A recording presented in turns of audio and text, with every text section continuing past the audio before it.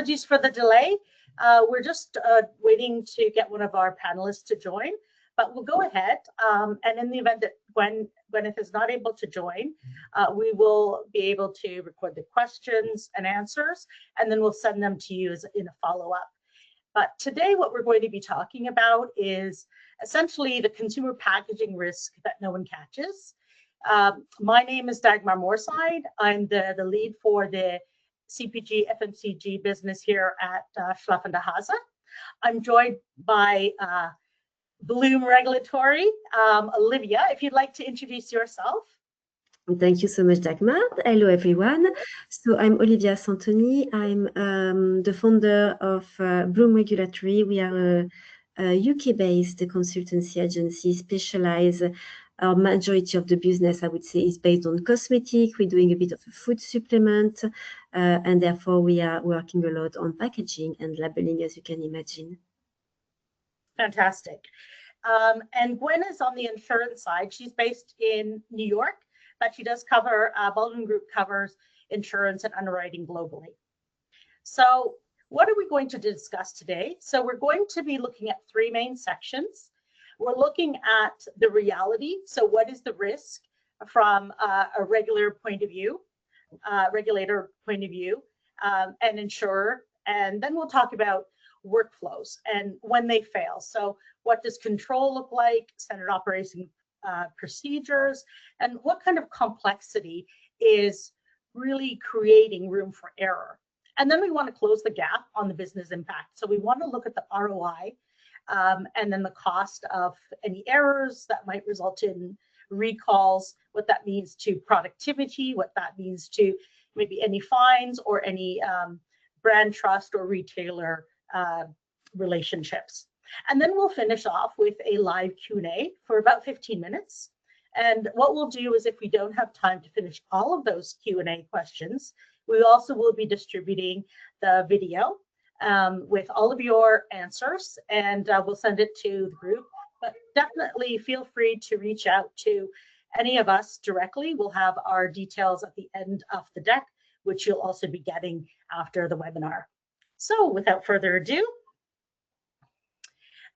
so I looked at the attendees, and I think it's a great collection of people, across the globe and people from across different areas of business. So really want to encourage you to, either follow me to keep the conversation going. Really interesting to see what challenges and pain points you're going through, and just make sure that you are engaged. Feel free to ask questions if there's any clarity that you do need, either today or as a follow-up. So starting in terms of what is the risk, framing the risk. And when we look at, approval and then verification, well, approval is not your control. We're looking at artwork, and there's many different components of it. You have the brief that gets initiated, and then you have many different stakeholders that get involved. So sometimes this can be at a regional level, you bring in local teams, and then you also might be steering into a global team as well. You certainly have to consider brand guidelines and then local regulatory considerations, as well as product category considerations in terms of regulatory. And then on top of that, then there's sustainability and packaging disposal and many things. So it's really chaos on a global scale. And so the gap that we're trying to address today is really what happens between that approval stage and that print stage. So how can you avoid the packaging errors that are actually within your approved copy and that get executed and get printed? So when we look at the different geographies and looking at what type of label errors are driving recalls, well, in the FDA, the number one cause is food recalls are the undeclared allergens. We know that that is a big issue. People, it's life-threatening. So there's going to obviously be a lot of regulatory or compliance around that. So that's about 40%. In the EU, there's mislabeling. That's is a leading trigger, as well in the food space. In cosmetics, we have MACRA, and there's a lot of different ingredients, and Gwen can talk, Olivia can talk to us a little bit more about this in terms of what are the kinds of ingredients that are really causing, discussion, cause for concern, what kind of percentages. So there's more scrutiny than ever before on this ingredient disclosure. And if you're looking to go into one market with a sunscreen, you have to be very prepared that there may be other conditions if you're going into another market with that same sunscreen. And then Packaging Expo, some insight that they've shared is that the growing complexity really comes from this multi-SKU, so many variants. We know that there's seasonal, there's promotional, there's so many types of things that you're all dealing with, and it's a lot. So a lot of these projects have little mini projects within them. So you're always working. And then you have the multi-market to think about. And so with all this complexity, this is, again, where the error rates start to increase. So more content as a summary means more risks, more regulations, and more risk. And we see that your risk, as it goes up, you're going to have many different considerations, and which teams are responsible and accountable. In my experience, it's not just one person, it's very much multiple experts coming together. They're authoring, they're responsible for their section. So the language team and your regulatory team, and then your marketing team and claims. And so there's a lot of cross collaboration. And then with every version, those same team members need to come together and be aligned and make sure that the copy that they haven't approved was version number 2 and they're on version number 4. And so what does that mean? Like if you are using more of a manual process, you're doing cutting and pasting, you can have a high error rate, and then also a very much an increased rate of productivity lost, especially when it comes down to manual checks and the human eyes, if you will. So I wanted to go into a little bit more about the segments and understanding from Olivia's perspective, what we can expect, what considerations. So when we look across the food space, the cosmetic space, and then the over-the-counter medicines, what types of things do we have to consider? If we work in a business where there's multiple products or categories, then there's a little bit of complexity. If we're working in one kind of product category, well, there's still things that we need to understand as well. So what I wanted to do is start off the question and address that to you, Olivia. In terms of the segments that we just looked at, so food, cosmetic, OTC, we know that there's still complexity with all of them. In your experience, is there a high regulatory risk of the three, and where would that regulatory risk occur? Why does it happen? Yeah, I think it's a very interesting question, because we have different type of products here that are regulated very differently. But I would say there is two that stand out here. So we've got the food and the cosmetics that have more like something that the label is not approved by an authority or reviewed by an authority, compared to the medicine area, where it is like an OTC, it is checked, or there is very strict guidelines in terms of the labeling. So I would say, when something is very clear from the regulation, it's easier for the marketer, for the labeler to really follow the guideline of the regulatory inspector. When it's come to cosmetic in particular, and food is even more complex, I would say when it's come to cosmetic, you have the issue that is not pre-approved by the regulator. And therefore, a lot of the things needs to be done correctly. Although it's not pre-approved, you have to make it right. And this is some time where there is some challenge, notably because context is the key. So when we look at cosmetics, it's not like we don't have a list of banned terms or banned words that we can't use. It's all about the complex. It's all about the implication of the claims. So even if you work with a marketing team and you say, yes, you can use that term, the word treatment, for instance, depending on how it's going to be used, is going to be acceptable or not. So there is a context aspect that needs to be done on that. I would say the other aspect that is very important, and this is why cosmetic may be a bit more complex, is that they are very trendy. So there is a lot of relabeling. We need to do new packaging a lot of time. We need to attract new people. We need to reformulate. A lot of big reformulation nowadays that we are seeing. Also a trend to launch several SKU at the same time. Before it was just one product. Now when we work with a company, they tend to launch 8 products or at least a skincare routine at the same time. So we are seeing that very tight delay then with 8 products that needs to come up as a label approval. So I would say the fact that those industries are not pre-approved by the authority, and there is a big innovation, a big turnaround of label, that's for me are the area that are at risk. Yeah, absolutely. Is there an example of a project that you worked on where you saw such a fallout in cosmetics that you could share with us? Yes, exactly. So we saw a situation. So one of the key things I would say as well is that the label has been launched or the label has been approved, but the safety people, the toxicologists, didn't know exactly how the packaging will look like. And there may have been some consideration about whether or not the packaging was safe to be used. So there was that aspect as well. So it could be because of the pump not giving too much product or not enough, or the instruction not very, very clear. So there is a bit of that situation.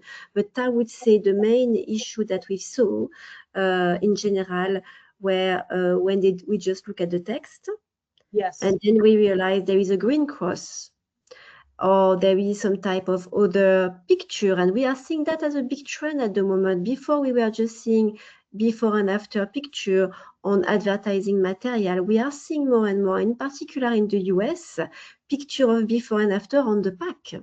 And sometimes someone think, oh, this is not a text, it doesn't need to be reviewed by the regulatory, and we end up with a regulatory challenge that we just have to not put the product on the market. yes, absolutely. You're so right. I've seen many of these before and after pictures, especially in the hair care, or as you say, with skincare, anything that is going onto your face. And it's fascinating. You go into the pharmacy these days, and there are so many brands that you didn't see a few months ago, and they're on the shelf. So lots of complexity there. So we'll move into the workflow now, and identify some of the controls and some of the potential failures that we can mitigate against. So when we look at multiple versions, as Olivia just talked about, what that means is there are going to be multiple checks. The more checks you have, the decrease in accuracy, and especially when you're dealing with very cross-functional teams that are spread across geographies and departments. And if you're looking at a line-by-line comparison, and then you're looking at multiple versions, you're bound to miss some of the deviations or the things that are not consistent from your spec sheet to your final artwork file. And then if you are using a very sort of manual process as well, then it's harder to find who is signing off, when, where. So you don't have that audit trail. So it takes a lot more time to try to figure out the source of truth as well. And so it's not always true that your approved file is going to be identical after it's printed. So Olivia, let's talk about these multiple checks. So, if we're looking at, say, one product now, and we're looking at one variant, but you may have up to, say, 5 checks because there's a deviation somewhere, so it needs to be reviewed again. In your experience, where's the biggest disconnect is it the regulation as written, or is it how it actually gets translated into the packaging brief? I think there is, it's more the practice, I would say. I think some of the main issue we face is the fact that we are pressured to approve the pack before we receive certain data. So what often we see as a consultant is, I want to make that claim on the pack, or I want to put that particular information. So regulatory speaking, we check the claim is cosmetic. We are happy with the claims, but we are still awaiting the clinical trial. And the disconnect that we can see is that sometimes the clinical trial has not been designed according to the claim that was approved. So the claim needs to be changed, for instance. So that's something that could be an issue that we are seeing quite a lot.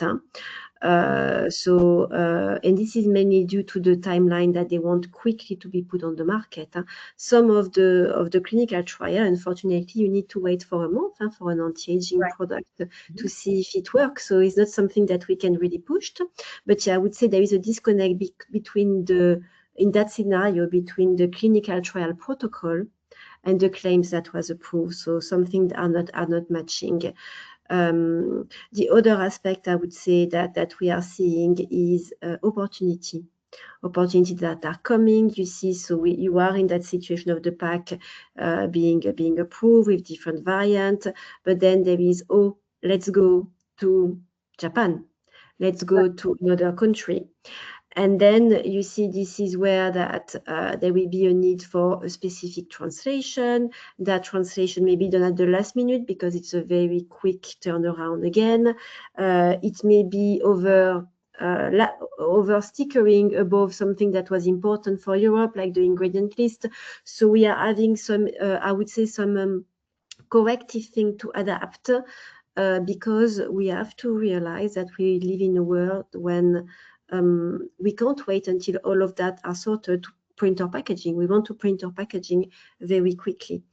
So I would say the way the documents are being taken, the way the marketing strategy being done, it's not final when the packaging is being approved by the regulatory people in general. So it needs to be reapproved later on. And sometime when we look at the reapproval for another level, we realize that there has been incorporating little tweaks that are not correct anymore. So I think for me, the most important part is that to understand that the work is not going to be perfect. Unless we push the company to work with a very long timing. So we need to adapt to those little things. But it's important that the company understand when something is not right, what is the risk to still put the product, the packaging on the market. And as I say, if it's an allergen being missed, you don't want to put that on the market because there is a safety issue. If it's the claims not being written correctly, there is a bit less of a challenge. So there is a question about maybe repackaging in the future, but all of that need to be clear in the company. Yeah, no, absolutely. And those are some of the things that we hear from our clients as well. Some of their challenge as well, and sort of at what point does it also the regulatory check or an update? When does that happen in line with the marketing strategy as well? So when we look at execution as a risk layer, we have the two sides. So we talked about that with Olivia just now, talking about the sort of increasing complexity across teams. And then when we look at also, we're not just thinking about product, but we also have to think about the packaging itself. What is it made of? Can it be recycled? Is it going to be microplastics? Et cetera, et cetera. So, and then when we look at FDA and EU to handle a lot of these things, they're always expanding labeling requirements on front of pack to guide consumer decision making. So it's not necessarily just your ingredients on the back of the pack or your nutrition tables. There's a lot more that's happening on the front, the side, the back, and then when we look at localization, that's another thing that, again, with the translation that Olivia mentioned, is it going to be direct translation? Is it going to make sense in that culture? And we've seen a lot of that happen in marketing with adverts where something has been named something and it doesn't translate well in the new market. The same thing can happen on your packaging. And then looking at the workflow, we talked about the SOPs and really closing those blind spots and having that, essentially having a single source of truth, having a way of working across the different teams, understanding the timelines and the risk and the vulnerability. So moving into a higher potential for errors, I think we may have already covered this actually.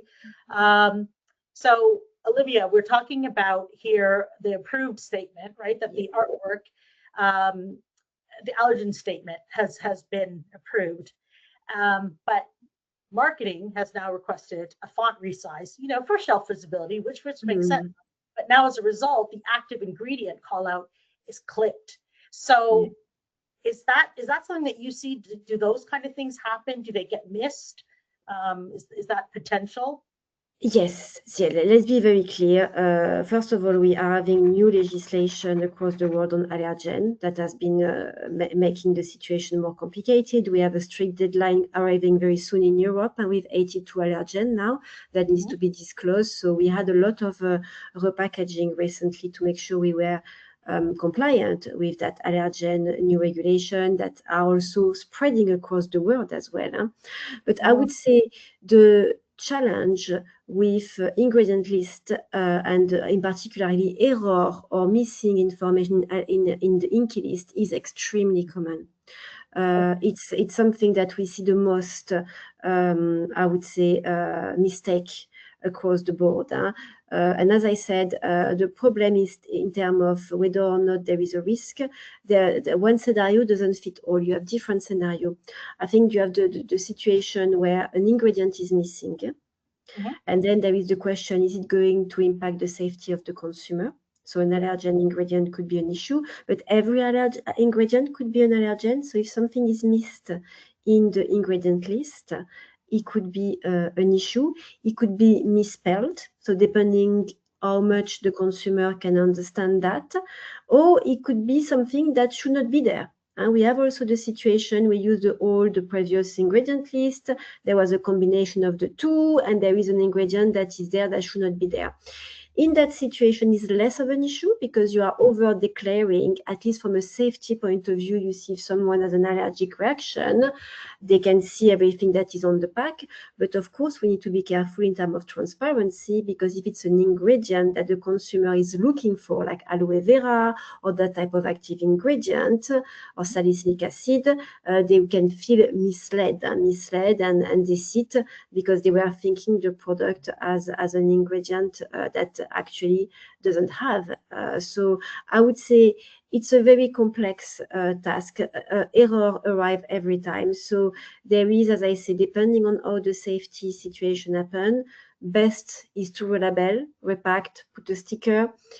If we can't, I would say the question that if there is no safety situation is at least to keep record to make sure that at the next printing, that thing is going to be corrected. With the digital aspect now, the good important thing as well with the e-commerce, we can also put additional precaution. We can make sure the ingredient list online is correct. Yes. If they're buying online and you're in charge of the shipping, you can put a little notice in the shipping box to say the ingredient list is not correct. Please refer to that one. So at least the consumer know in advance. But the best thing, of course, is to make sure that for us internally, we have 3 to 4 sometime review of INCI listing to make sure that they are correct. It's easy to make a mistake. Yeah. Yes, absolutely. Yeah. And then when we look at, that will definitely impact the business if something like that is incorrect.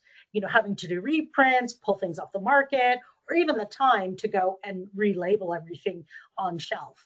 There's a huge disruption there. So looking at closing the gap and the business impact. So looking at that complexity explosion, localization at scale where it breaks down. So we covered this already in terms of, what all types of issues can happen when we're moving into new markets. So I'm going to skip ahead and talk a little bit about, what are some of the things we can do now to solve for that, right? So how can we build in controls? So, to scale your artwork. So if you have more checks that happen because of more variants, more languages, you want to be able to look at something rather than looking at it manually. You want it to be audit ready. And you also want to look into things such as, multi-language check comparison. You want to look at your pixel checks, your cross-format support, so your text and your numbers, your layouts, any missing content. So being able to have, say, an infrastructure that is doing that. Now that can be part of your AMS. It can be something that you're working with an external supplier with, and they help you with that. At Schlafen de Hase, we actually provide a tool, I would say a platform, an infrastructure list that helps automate that.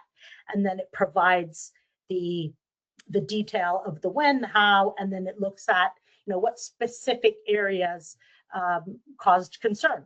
So it's not AI in that it's doing all the work and you're not part of it. It makes sure that it makes the whole production more efficient, and it always requires that human intervention. So you always want this layer of a human to check on the work that has been isolated, or the errors that have been isolated. So it's really about making it simple, fast, reliable, moving from minutes or moving 2 minutes from hours. So the best in class is having always, just as a guideline, your single source of truth. So once you have a file, lock that file. Once that's approved, ensure that you have a version naming system. And then when you're looking at your text comparisons, ensure that everybody that's part of that team that needs to look at their component is reviewing in the same type of time frame that you need them, because marketing can be dependent on regulatory, can be dependent on packaging. So you really need to work together and come to an agreement of when we're going to tackle that. So it's very much like project management principles, essentially. And we talked about the audit trail. And so we're going to go into one final question here. We'll send you the slides. This is a little plug for TBT, which is our product to help you get your sign-offs faster and then not to worry about those breaks in your audit trail. Incidentally, it's API based, so it can stand alone or it can work and integrate into your AMS, for instance, and your other tools. So a final question that I wanted to ask is really about verification as risk infrastructure, really to prevent. So now we're really talking about workflow. So how the teams are working together, what guidance can you provide to us, Olivia, in terms of verification? Where should it sit in the workflow? We talked a little bit about, for regulatory, it may come a little bit too late. Are there ways around the collaboration, like improving collaboration with regulatory, artwork ops, marketing?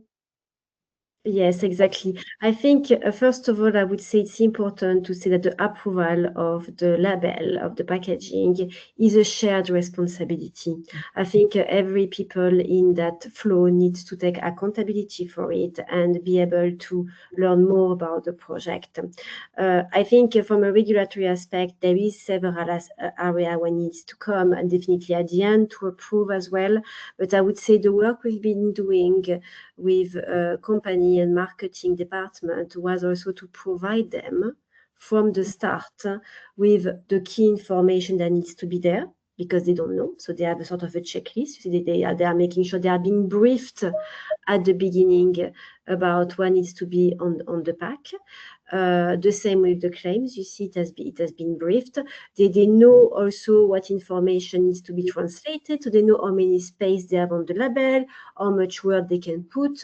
So I would say there is this first discussion that is very important at the beginning, when you really have all of those people in charge of the label that bringing all their little expertise, so the people can start to implement marketing text, regulatory warning, and all of that. And then, as I said, this need to be checked at a later stage to make sure everything is right. Something can happen later. You see the INCI listing. This is something sometimes we don't have the full formula when the label is being done. As long as they know to keep a space on the packaging, this can be printed later on. So I think having those sort of brainstorming at the beginning is very important. But Dagmar, what do you think? Yeah, no, absolutely. I think it is, just like any sort of project management type of flow, right? You should always have somebody who's going to be, has that overall oversight. And it may be that it's your artwork ops, in some organizations, they have that. So they're the ones who are responsible for bringing in the different stakeholders, the different teams, and getting them on a schedule. But certainly I would say that the conversation does need to happen right from that brief, in terms of what are the expectations, when is this going to happen. Regulatory should not be working in a silo. Compliance seems to be, the sort of, the big bad, wolf at the end that we don't want to deal with. It's our afterthought. Creativity and marketing can still take advantage of regulatory, thinking about regulatory as your real estate as well. It's helping to encourage, say, food safety. It's helping to also be compliant in terms of the ingredients and educating consumers. So as much as that conversation can happen from the beginning, and that there's regular checks, I would say definitely is how you want to work that together. And every verification, every version, that conversation needs to just include everybody, not just one team where there's a deviation. And the right expert as well, because of course, and this is the same thing in food, your regulatory people may not be the expert on weight and measure, on other type of legal patent, legal copyright on the packaging, picture packaging. So those things also we need to be identified. Do you have the right expertise in the team to validate? And it's starting to be more and more complex, because as you mentioned, Dagmar, the packaging, the sustainability labeling requirement, and it's true that those regulatory that are working on label, they are more like experts in food, cosmetic, OTC, but a bit less in terms of the general packaging requirement. Right, absolutely. Everybody has a role to play. So in closing, you can't control what you don't verify. You need to do this as a team for every SKU, every variant, and every market, because everybody in that value chain is going to notice, from your consumer to your boss. And more importantly, trade is going to notice as well. And if that comes down to a regulatory challenge, or an insurer, or an underwriter challenge, then you don't really want to be in that camp. So we'll move into our Q&A. We have a little bit less time than the 15 minutes, just because we did start late, but I would love to start addressing any questions that you have. And Catherine, can you give us the first question, or let us know if there's any questions? Yes, we have a question for Olivia. Do you see a move toward e-labeling in the future, and how does the regulator envisage this possibility? Yes, definitely. We are seeing a lot of regulator and companies looking into e-labeling. This is something that's going to happen, definitely, the digital labeling. Some countries are more open than others. We are still, I would say, in the transition stage, when those digital labeling are acceptable, I would say, alongside the physical label. So you are not allowed to remove information from the packaging, but you can have those two information, one on the e-label and one on the physical label, as a transition period for the moment, to see how the consumer will react, and hopefully in the future we should be able to get that more and more acceptable, because it will help to rectify any error, as you say, because everything will be easily checked online, but at the same time address the translation and any information we would want to put. But at the moment, we're still at the beginning of that, and some regulators are still reacting a bit, I would say, conservatively against that idea, saying not everyone has access to those information online. Okay, thank you. Actually, we have another question for you. How are labels controlled by authorities, and what are the penalties if something goes wrong?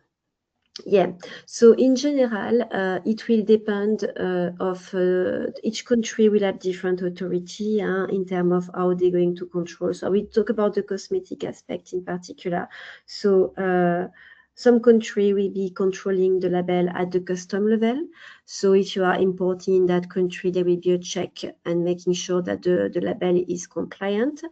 The main problem here is that if it's not compliant, the product won't be cleared. And if it's not clear, it's not that there won't be any penalties particularly, but it's just going not to enter the country. You may have to pay fees to stay in the warehouse awaiting for the clearance. So it could be quite expensive. The other aspect of the control can happen on the shelves. They can go on the shelves, take something, and do certain audit control. The majority of label complaint that we have also come from, I would say, complaint from another competitor or complaint from the consumer directly, saying something is wrong with the label. So, but again, it depends. There are certain areas where the authority are more strict. Weight and measure is one of them that we are seeing a lot, to make sure that you don't declare that the product contains more that it actually declares. So those transparency aspect. But in terms of the penalty, even if there is fine, I would say the most costly for the company will be to relabel and repackage at the end, and because that can cost quite a lot of money. So I will look at it more in terms of the how much is going to cost me to rectify my label in the future. Yeah, there's definitely a lot of different considerations. Unfortunately, we're at time now, and I want to respect everybody who signed up to the webinar. My apologies again for the late start. Thank you for your engagement. For the remaining questions, as I said, we will record answers to them, and we'll distribute them alongside the recording. And then within the deck, there are going to be the details for all the panelists today. So you can also feel free to reach out to them one-on-one if you'd like to continue a conversation. Thank you very much for joining us. Olivia, thank you so much. You had some really great insights to share. Really enjoyed the conversation. Thank you for having me. Absolutely. Okay. Take care, everybody. Bye-bye.